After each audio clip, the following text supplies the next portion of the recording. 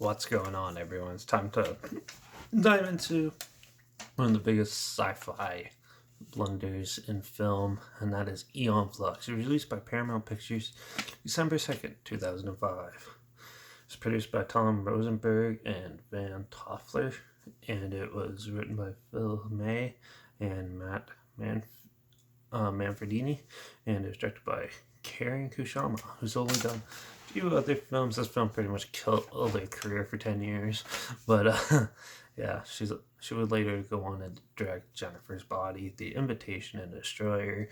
And previous to this film, she did the award-nominated Girl Fight, and this had a budget of $62 million and only made about like $4 million at the box office when it came out.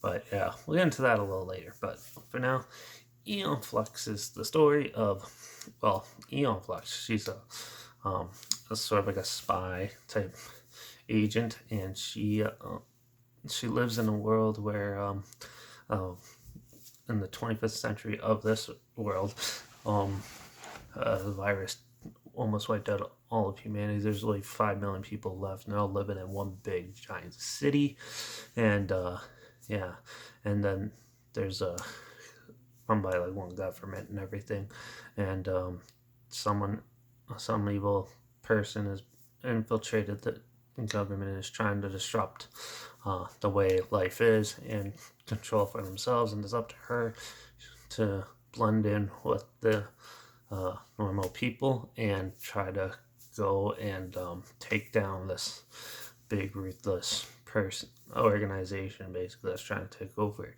And it's a pretty dumb movie. So this is actually based on the anime, and the anime was very interesting.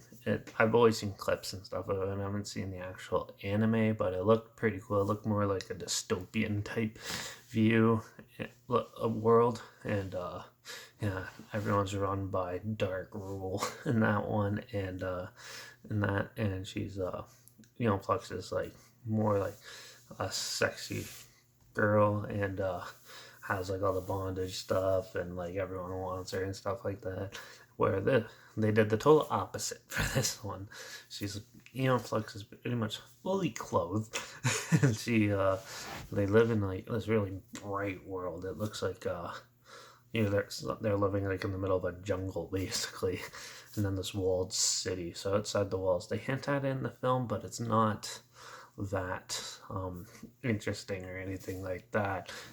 And then as she starts going about her thing, it's almost run like a dictatorship place. But as she goes about, the world building in this movie is terrible. Like, it looks like just a normal city somewhat, with some like big screens on the side of a building showing you people and things. It's not too elaborate, but then when they go into like the more sci-fi stuff, it looks like a chemistry set done in like a children's TV show. It doesn't feel like a high budget set, and like the fight scenes are well choreographed in this and that, but that's like one of the few positives you can say about the film. The acting is wooden, to say the least. The story is uneventful. Nothing really goes on. It's just people talking and with no real meaning, rhyme, or reason. And it's just a chore to get through. But some of the action scenes are interesting. But get ready for a lot of like bland sets, terrible acting. Nothing really correlates together. It's just a bore. It was like such a waste of time to check it out. When I was younger, I saw this and I didn't know what to think of it. And then, the other day I decided to go in and blind again and try to see what it was. And I was like, that was a terrible mistake. This is studio meddling, trying to make it appeal to a younger, more broad demographic than Aeon Flux, the show, was designed for. So with all that, it ended up creating all these flaws, and you get stuck with a mess that is unsalvageable. You see where they tried to like fix as best they could, but right off the bat, I think they were off on the wrong foot, and it was just a waste of time. Yeah, I'm not a fan of this film. I thought it was just a boring, pointless action film with a little bit of sci-fi elements in it, and it was just not worth the time. So, yeah, I'm going to give Aeon Flux a point 0.5 out of 5. It was pretty slow and hard to get through, and nothing of it was interesting, to say the least, besides some few and far between little fight scenes. But yeah, but if you never heard of this and you think you might want to check it out, I'll link the trailer down below like always. Also, my Instagram is always linked down below where I post clips of films and review in the future. All my story is have the film title hashtag and subgenre film hashtag so you're aware of it.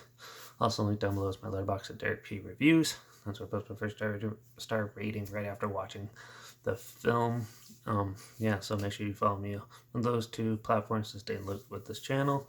Like this video, share it so more people are aware of it. Comment your opinions of the film down below. If you've seen it, let me know your thoughts, and yeah, if there's any other films that you want to hear my opinions on in the future, comment those down below. I'll try my best to get to them as soon as I can if I can find it, and I'll watch anything, any genre. So yeah, leave some comments down below. Also, make sure you subscribe. Usually you never know what I'm going to talk about next, but I'm changing that dynamic, so, but yeah, hopefully find something weird, obscure, and odd, and interesting that you never thought checking out together, or so you hear my opinions on popular films. So yeah, make sure you subscribe, and yeah, but this one, pretty terrible. Hopefully the next one's better, because the next one is, looks more cool. It's like it's like an alien invasion where we try to talk to them. I'm going to be talking about the movie Arrival in my next review, so make sure you subscribe so you don't miss it. Ring that bell, and yeah, hopefully it's better than Aeon Flux.